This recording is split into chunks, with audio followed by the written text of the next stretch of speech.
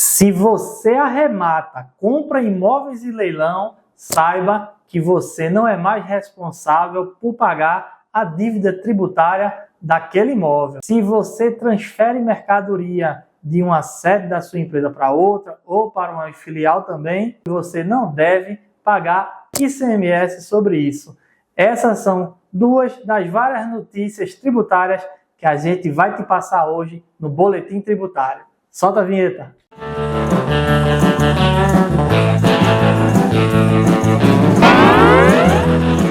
Fala, meu querido empresário! Como você já sabe, sempre no início do mês nós temos o Boletim Tributário, onde a gente repassa as principais notícias do mundo tributário que aconteceram no mês anterior. Mas antes de começar, curta, comente, compartilhe, engaje no canal, distribua, compartilhe com seus amigos, empresários e evitar que ele jogue dinheiro fora. Mas sem mais conversa, e a gente vai começar com uma notícia especial. E essa notícia é uma notícia importante. Exclusão do crédito presumido de ICMS da base de cálculo do imposto de renda e da contribuição social. Uma juíza da 2ª Vara Federal de Sorocaba recebeu o pedido de uma empresa justamente para que ela tivesse essa exclusão do seu benefício fiscal da base de cálculo do IRPJ e da contribuição social e deferiu esse pedido. Trocando em miúdos, significa dizer na prática que essa empresa vai pagar muito menos imposto e esse benefício fiscal que ela teve direito vai ser muito melhor aproveitado. Isso por quê? Só lembrando, o ICMS, o crédito presumido de ICMS, é um benefício fiscal dado pelo Estado e o imposto de renda pessoa jurídica e a contribuição social são 2 tributos da União. E aí, o que é que a União queria? Pegar esses tributos e fazer com que eles incidissem sobre esse benefício fiscal dado pelo Estado. Foi exatamente o que a juíza disse que não podia, e esse entendimento é um entendimento firme nos tribunais, de que de fato não pode. Não pode o Estado dar um benefício com a mão e a União querer diminuir, tirar esse benefício com a outra. Então essa empresa ajuizou esse mandado de segurança, essa ação judicial e obteve, garantiu que o seu benefício tributário, que o seu crédito presumido de ICMS não fosse diminuído e, portanto, está pagando muito menos imposto do que eventualmente alguma empresa que tem esse benefício e não ajuizou essa ação. Então fica atento. Uma outra decisão, também desse mês de outubro, que pode impactar bastante, diz com as multas tributárias. E o que é que aconteceu? O Supremo Tribunal Federal foi tratar sobre multas tributárias e indicar qual o percentual, o valor da multa que é válido ou inválido. A pior coisa do mundo para o empresário é pagar imposto. Mas ainda tem uma pior que essa, é pagar a multa sobre o imposto, não é?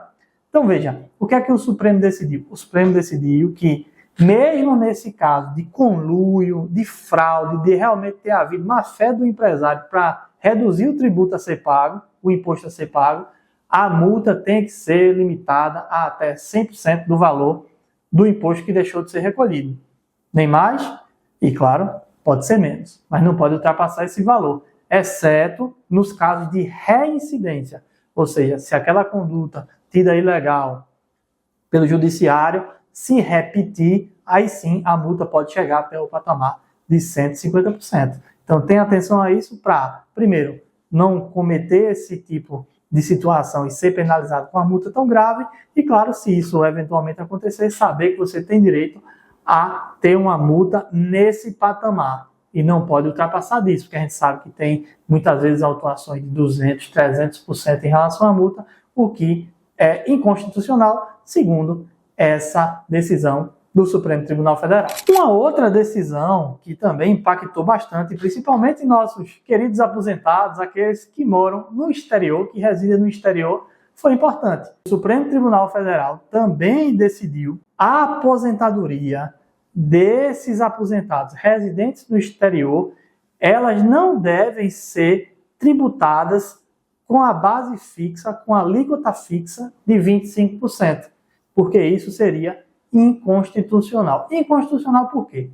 A gente sabe, e se não sabe, você vai ficar sabendo agora, que, em regra, alguns impostos devem ser progressivos. Isso significa dizer, no caso do imposto de renda, que ele deve ter uma progressividade no sentido de quanto maior a renda, maior a tributação. E quanto menor a renda, menor a tributação. Por isso que aqui no Brasil a gente tem um escalonamento de alíquotas, partindo de valores que são isentos do imposto de renda. Também, a partir do momento que essa renda vai aumentando, a alíquota também vai aumentando. Só que, no caso desses aposentados que residem no exterior, se estabeleceu uma alíquota fixa de 25%, o que foi reputado, tido por inconstitucional pelo Supremo Tribunal Federal, justamente por quebrar essa progressividade e por pressupor algo que não é verdade. O quê? De que os aposentados, pelo simples fato de morarem no exterior, teriam uma capacidade contributiva, ou seja, uma capacidade de riqueza, de pagar imposto maior, e por isso deveriam ser tributados à base de 25%. Isso pode acontecer, claro, se aqueles aposentados tiverem uma renda no montante tal que sejam submetidos a uma alíquota maior do imposto de renda. O que não pode é passar uma régua e dizer que todo aposentado residente no exterior vai ter que pagar a mesma alíquota em relação à sua aposentadoria. E a quarta notícia de hoje é para você que conhece ou que arremata imóveis em leilão. O que é que o STJ, Superior Tribunal de Justiça, lá em Brasília, decidiu? Decidiu o seguinte, que o arrematante, o comprador de imóveis em leilões judiciais, ele não responde, ele não deve pagar pelas dívidas tributárias daquele imóvel, ainda que a previsão de ser responsável pelo pagamento conste lá no edital do leilão. Então, ainda que tenha essa previsão no edital do leilão, você que arremata em leilão judicial não deve responder por essa dívida tributária. Então, é uma vantagem para você, porque isso se torna o que se denomina de uma aquisição originária. É como se você estivesse comprando aquele imóvel pela primeira vez, limpo.